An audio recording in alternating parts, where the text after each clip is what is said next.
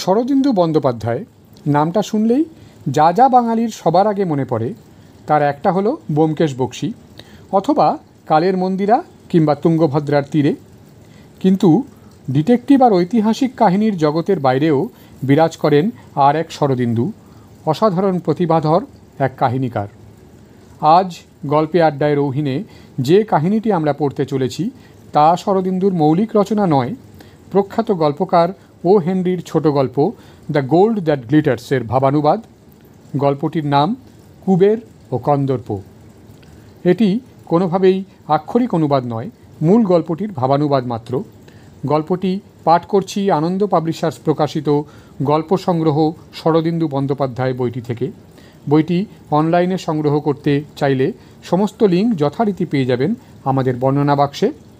আসুন শুনে নিই আজকের গল্প শরদিন্দু বন্দ্যোপাধ্যায়ের কুবের ও কন্দর্প। পাঠে আমি রৌহিন। নিউ ইয়র্কের বুড়া অ্যান্টনি রকওয়াল ইউরেকা সাবান তৈরি করিয়া ক্রোড়পতি হইয়াছিলেন। উপস্থিত বিষয়কর্ম হইতে অবসর গ্রহণ করিয়া ফিফথ এভিনিউয়ে প্রকাণ্ড এক প্রাসাদ নির্মাণ করিয়া বাস করিতেছেন। তাহার দক্ষিণ দিকের প্রতিবেশী বনেদি বড় মানুষ জি ভ্যান সুইলাইট সাফক জোন্স মোটর হইতে অবতরণ করিয়া সাবান সম্রাটের প্রাচীন ইতালীয় প্রথায় তৈয়ারি জবরজং গৃহতরণের দিকে কটাক্ষপাত করিয়া নাক সিটকাইয়া ঘৃণাভরে নিজের গৃহে প্রবেশ করিল। বুড়া রকওয়াল নিজের লাইব্রেরি ঘরের জালনা থেকে তাহা দেখিয়া দাঁত খিঁচাইয়া হাসিলেন। অপদার্থ অহংকেরে বুড়ো বেউকুব কোথাকার! আসছে বছর আমার বাড়ি আমি লাল নীল সবুজ রং করাবো, দেখি বুড়ো নচ্চারের ভোঁতা নাক আরও শিখেই ওঠে কিনা। ঘণ্টা বাজাইয়া চাকর ডাকা অ্যান্টনি রকওয়াল পছন্দ করিতেন না। তিনি ষাঁড়ের মতো গর্জন করিয়া ডাকিলেন, মাইক! চাকর আসিলে তাহাকে বলিলেন, আমার ছেলেকে বলো বেরোবার আগে যেন আমার সঙ্গে দেখা করে যায়। ছেলে আসিলে বৃদ্ধ খবরের কাগজখানা নামাইয়া রাখাইয়া তাহার মুখের দিকে চাহিলেন। নিজের মাথার চুলগুলো এক হাতে এলোমেলো করিতে করিতে এবং অন্য হাতে পকেটের চাবির গুচ্ছ নাড়িতে নাড়িতে হঠাৎ প্রশ্ন করিলেন, রিচার্ড, কত দাম দিয়ে তুমি তোমার ব্যবহারের সাবান কেনো? রিচার্ড মাত্র 6 মাস কলেজের পড়া শেষ করিয়া বাড়ি ফিরিয়াছে। সে একটু ঘাবড়াইয়া গেল। ঘোর আকস্মিকতাপূর্ণ বিচিত্র স্বভাব এই বাবাটিকে সে এখনও ভালো করিয়া চিনিতে পারে নাই। বলিল, ওই $6 করে ডজন বোধহয়। আর তোমার কাপড় চোপড়? আন্দাজ $60। অ্যান্টনি নিঃসংশয় হইয়া কহিলেন, তুমি সত্যিকারের ভদ্রলোক হইয়াছ। আমি শুনেছি আজকাল ছোকরারা $24 করে সাবান কেনে, একটা পোশাকের জন্য $100 উপর খরচা করে। নবাবি করে ওড়াবার মতো পয়সা তাদের চেয়ে তোমার কিছু কম নেই, কিন্তু ভদ্রতা ও মিতাচারের নিয়ম মেনে চলে থাকো, এ থেকে বোঝা যাচ্ছে যে তুমি ভদ্রলোক হয়েছ। আমি অবশ্য ইউরেকা মাখি, নিজের তৈরি বলে নয়, অমন সাবান পৃথিবীতে আর নেই। মোট কথা 10 সেন্টের বেশি একখানা সাবানের পেছনে যে খরচ করে সে রং করা কাগজের বাক্স আর এসেন্সের দুর্গন্ধ কেনে। যাক, তুমি ভদ্রলোক। লোকে বলে 3 পুরুষের কমে ভদ্রলোক হয় না। বিলকুল মিথ্যে কথা। টাকা থাকলে 1 পুরুষেই ভদ্রলোক হওয়া যায়, যথা তুমি। এক এক সময় সন্দেহ হয় আমিও হয়তো বা ভদ্রলোক হয়ে উঠেছি, কারণ আমার পাশের প্রতিবেশীদের মতো যাঁরা আমি তাদের মাঝখানে বাড়ি কিনেছি বলে রাত্রিরে ঘুমোতে পারেন না, আমারও মাঝে মাঝে বদমেজাজ দেখিয়ে অভদ্রভাবে মুখ খারাপ করতে ইচ্ছে করে। রিচার্ড উদাসভাবে বলিল, পৃথিবীতে টাকার অসাধ্য কাজও অনেক আছে বাবা। বৃদ্ধ রকওয়াল মর্মাহত হইয়া বলিলেন, না না, ও কথা বলো না। যদি বাজি রাখতে বলো, আমি প্রত্যেকবার টাকার উপরেই বাজি রাখতে রাজি আছি। বিশ্বকোষের শুরু থেকে শেষ পর্যন্ত পড়ে দেখেছি এমন একটা জিনিসও নেই যা টাকা দিয়ে কেনা যায় না। আসছে সপ্তাহে পরিশিষ্টটুকু পড়ে দেখতে হবে তাতে কিছু পাওয়া যায় কিনা। আসল কথা, টাকার মতো নিরের খাঁটি জিনিস আর কিচ্ছু নেই। দেখাও আমাকে এমন একটা কিছু যা টাকায় কেনা যায় না। রিচার্ড বলিল, এই ধরো, টাকার সাহায্যে বিশিষ্ট ভদ্র সমাজে ঢোকা যায় না। অর্থমনর্থমের পৃষ্ঠপোষক সগর্জনে কহিলেন, যায় না? কোথায় থাকতো তোমার বিশিষ্ট ভদ্র সমাজ যদি তাদের প্রথম পূর্বপুরুষদের জাহাজে চড়ে আমেরিকায় আসবার টাকা না থাকতো? রিচার্ড নিঃশ্বাস ফেলিল। বৃদ্ধ রকওয়াল গলার আওয়াজ কিঞ্চিত প্রশমিত করিয়া কহিলেন, এই কথাই আলোচনা করতে চাই, সেই জন্যই তোমায় ডেকে পাঠিয়েছি।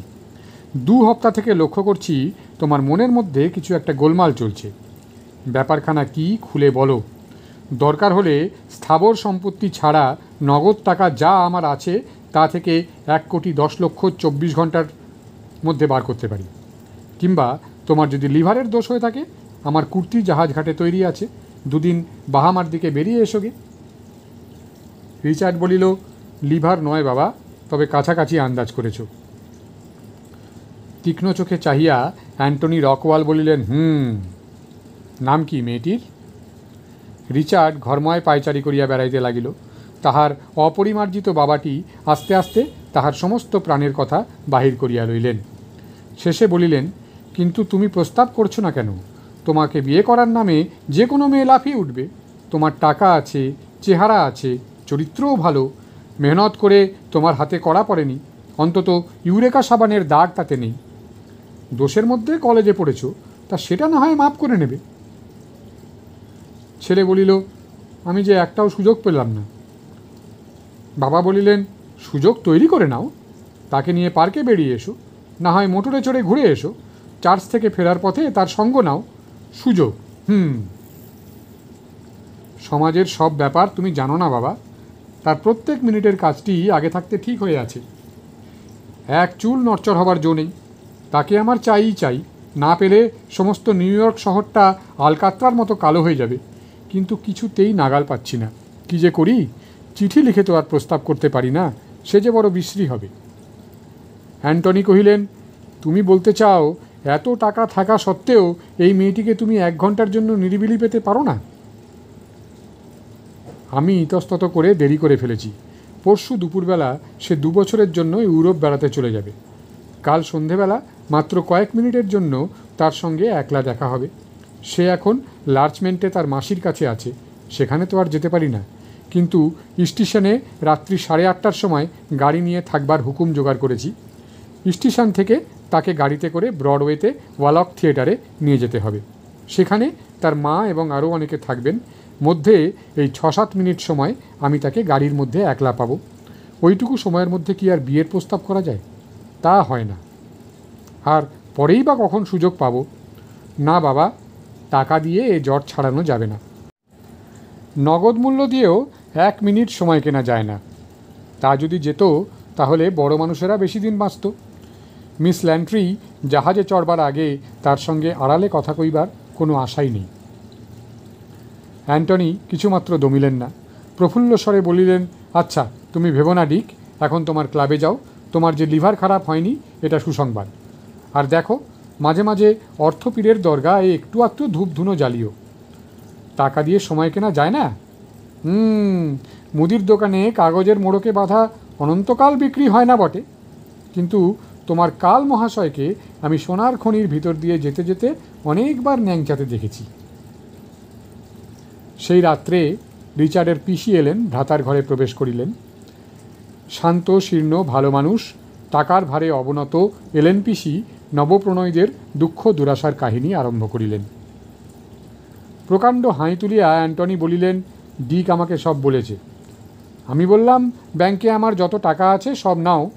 শুনে সে টাকার প্রতি অশ্রদ্ধা প্রকাশ করলে। টাকায় কিছু হবে না, 10টা কোটিপতির সাধ্য নেই সামাজিক বিধি বাঁধন 1 চুল নড়ায়। পুনরায় নিঃশ্বাস ফেলিয়া এলেন বলিলেন, দোহাই অ্যান্টনি, তুমি রাত দিন টাকার কথা ভেবো না। অকপট ভালোবাসার কাছে ঐশ্বর্য কিছুই নয়, প্রেম সর্বশক্তিমান। আর 2 দিন আগে যদি ডিক মেয়েটির কাছে প্রস্তাব করত, সে কিছুতেই না করতে পারত না। কিন্তু আর বুঝি সময় নেই। তোমার ঐশ্বর্য তোমার ছেলেকে সুখী করতে পারবে না। পরদিন সন্ধ্যা 8টার সময় এলেন পিসি একটি কীটদষ্ট কৌটো হতে একটি পুরনো সেকেলে গড়নের সোনার আংটি বাহির করিয়া রিচার্ডকে দিলেন। বাছা, আজ রাত্রে এটি আঙুলে পড়ো। তোমার মা এটি আমাকে দিয়েছিলেন আর বলে দিয়েছিলেন, যখন তুমি কোনো মেয়েকে ভালোবাসবে তখন তোমাকে এটি দিতে। এ আংটি ভালোবাসায় সুখ দেয়, সৌভাগ্য আনে। রিচার্ড ভক্তিভরে আংটি হাতে লইয়া নিজের কনিষ্ঠ অঙ্গুলিতে পড়িবার চেষ্টা করিল। আংটি অঙ্গুলের অর্ধেক দূর পর্যন্ত গিয়া আর উঠিল না। সে তখন আংটি খুলিয়া লইয়া সাবধানে নিজের ওয়েস্টকোটের পকেটে রাখিল। তারপর গাড়ির জন্য ফোন করিল। স্টেশনে 8:32 সে মিস ল্যান্ট্রিকে ভিড়ের মধ্য হইতে বাহির করিল। মিস ল্যান্ট্রি বলিলেন, আর দেরি নয়, মা অপেক্ষা করছেন। কর্তব্যনিষ্ঠ রিচার্ড নিঃশ্বাস ফেলিয়া গাড়ির চালককে বলিল, ওয়ালক থিয়েটার, যত শীঘ্র পারো। গাড়ি ব্রডওয়ের দিকে ছুটিয়া চলিল। 34 রাস্তায় পৌঁছিয়া রিচার্ড হঠাৎ গলা বাড়াইয়া গাড়ি থামাইতে বলিল। গাড়ি হইতে নামিয়া ক্ষমা চাহিয়া রিচার্ড বলিল, একটা আংটি পড়ে গেছে, আমার মার আংটি, হারিয়ে গেলে বড় অন্যায় হবে। কোথায় পড়েছে আমি দেখছি, এখনই খুঁজে আনছি, 1 মিনিটও দেরি হবে না। 1 মিনিটের মধ্যেই রিচার্ড আংটি খুঁজিয়া লইয়া গাড়িতে ফিরিয়া আসিল। কিন্তু এই 1 মিনিটের মধ্যেই একখানা বাস তাহার গাড়ির সম্মুখে আসিয়া দাঁড়িয়াছিল। কোচম্যান বাঁদিক দিয়া গাড়ি বাহির করিয়া লইয়া গেল, কিন্তু একটা ভারী মালবোঝাই ট্রাক তাহার পথের মাঝখানে আগড় আটকাইয়া রহিল। সে গাড়ির মুখ ফিরাইয়া ডান দিক দিয়া বাহির হইবার চেষ্টা করিল, কিন্তু সেদিকে কোথা হইতে একটা আসবাব ভরা প্রকাণ্ড লরি আসিয়া পথরোধ করিয়া দিল। পিছু হটিতে গিয়া কোচম্যান হাতের রাশ ফেলিয়া দিয়া গালাগালি শুরু করিল। চারিদিক হইতে অসংখ্য গাড়ি ঘোড়া আসিয়া তাহাকে রীতিমতো অবরুদ্ধ করিয়া ফেলিয়াছে। বড় বড় শহরের রাজপথে মাঝে মাঝে গাড়ি ঘোড়া এরকম তালগোল পাকাইয়া গিয়া যানবাহনের চলাচল একেবারে বন্ধ করিয়া দেয়। মিস ল্যান্ট্রি অধীর হইয়া বলিলেন, গাড়ি চলছে না কেন? দেরি হয়ে যাবে যে। গাড়ির মধ্যে উঁচু হইয়া দাঁড়াইয়া রিচার্ড দেখিল ব্রডওয়ের 6th অ্যাভিনিউ এবং 34 রাস্তার চৌমাথাটা সংখ্যাতীত গাড়ি, বাস, লরি ও আরও অন্য অন্য নানা প্রকার গাড়িতে একেবারে ঠাসিয়া গিয়াছে, এবং আরও অগণ্য গাড়ি চারিদিকের রাস্তা, গলি প্রভৃতি হইতে জনস্রোতের মতো বাহির হইয়া তাহার উপর আসিয়া পড়িতেছে। গাড়ির চাকায় চাকায় আটকাইয়া ঠেলাঠেলি হুড়াহুড়ির মধ্যে গাড়োয়ানদের চেঁচামেচি ও গালাগালিতে যেন এক ভীষণ কাণ্ড বাঁধিয়া গিয়াছে। নিউ ইয়র্কের সমস্ত চক্রযান যেন একযোগে এই স্থানে উপস্থিত হইয়া 32.5 ভাজার মতো মিশিয়া গিয়াছে। ফুটপাথে দাঁড়াইয়া হাজার হাজার লোক এই দৃশ্য দেখিতেছে। এত বড় স্ট্রিট ব্লকের তাহারা আর কখনো দেখে নাই। রিচার্ড ফিরিয়া বসিয়া বলিল, ভারী অন্যায় হলো। ঘণ্টাখানেকের আগে এ জট ছাড়ানো যাবে বলে তো মনে হয় না। আমারই দোষ, আংটিটা যদি পড়ে না যেত। মিস ল্যান্ট্রি বলিলেন, দেখি কেমন আংটি। বেরোবার যখন উপায় নেই তখন এই ভালো। আর সত্যি বলতে কি, থিয়েটার দেখাটা নিছক বোকামি। সেদিন রাত্রি 11টার সময় অ্যান্টনি রকওয়াল লাল রঙের ড্রেসিং গাউন পরিয়া এক বোম্বেটে সংক্রান্ত ভীষণ লোমহর্ষণ উপন্যাস পড়িতেছিলেন। এমন সময় কে তাহার দরজায় টোকা মারিল। রকওয়াল হুঙ্কার ছাড়িলেন, ভেতরে এসো। এলেন পিসি ঘরে ঢুকিলেন। তাহাকে দেখিলে মনে হয় যেন এক প্রাচীনা স্বর্গলোকবাসিনীকে ভুল করিয়া কে পৃথিবীতে ফেলিয়া গিয়াছে। মৃদুকণ্ঠে এলেন কহিলেন, অ্যান্টনি, ওরা বাগদত্তা হইয়াছে। মেয়েটি আমাদের রিচার্ডকে বিয়ে করতে প্রতিশ্রুত হয়েছে।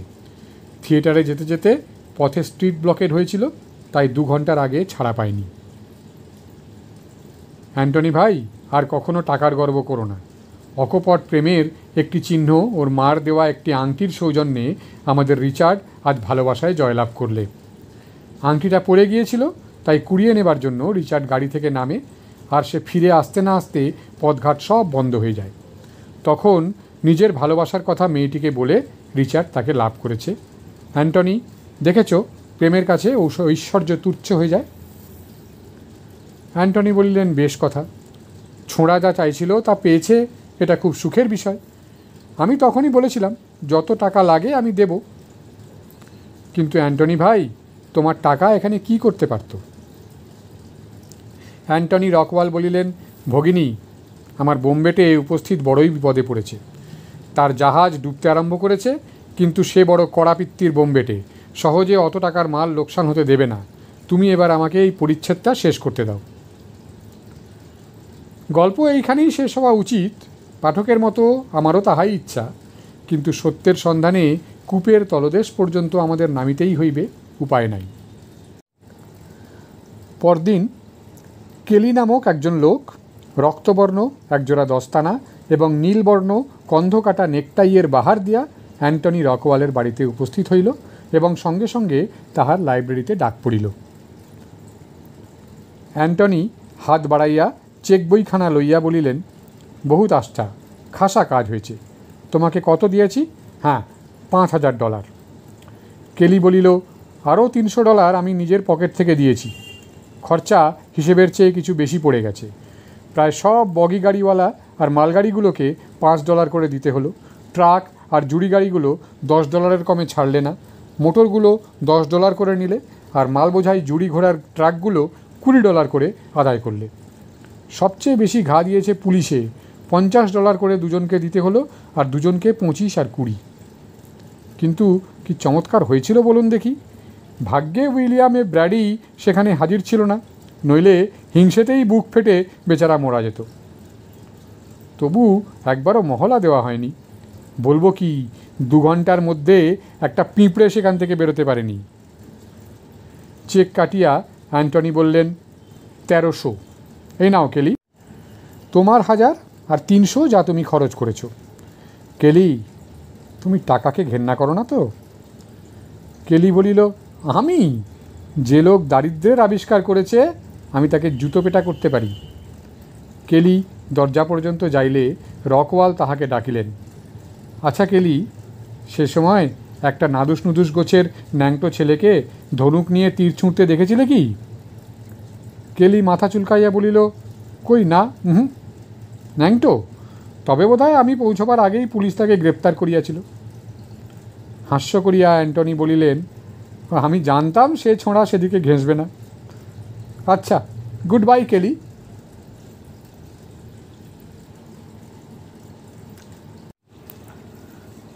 শুনছিলেন ও হেনরির ছোট গল্প দ্য গোল্ড দ্যাট গ্লিটার্ড অবলম্বনে রচিত শরদিন্দু বন্দ্যোপাধ্যায়ের কুবের ও কন্দর্প গল্পটি আমার কণ্ঠে। কেমন লাগলো মন্তব্য করে জানান। ভালো লাগলে একটু লাইক আর শেয়ার করার অনুরোধও যথারীতি রইল। চ্যানেল সাবস্ক্রিপশন করে নিলে পাবেন নিয়মিত আপডেট। পরবর্তী পর্ব নিয়ে চলে আসবো যথাসময়। ইতিমধ্যে ভালো থাকুন, পড়া এবং শোনায় থাকুন। আজ আসি।